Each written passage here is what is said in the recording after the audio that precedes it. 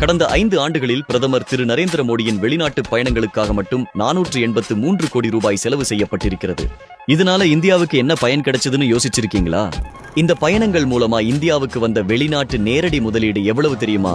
10 மடங்கா, 20 மடங்கா, 100 மடங்கா? சொல்லுங்க பார்ப்போம். என்ன யோசிச்சிட்டீங்களா?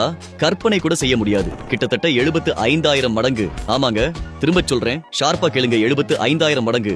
இந்திய மதிப்பில் சொன்னா தோராயமாக 36,35,000 கோடி ரூபாய் மேல்.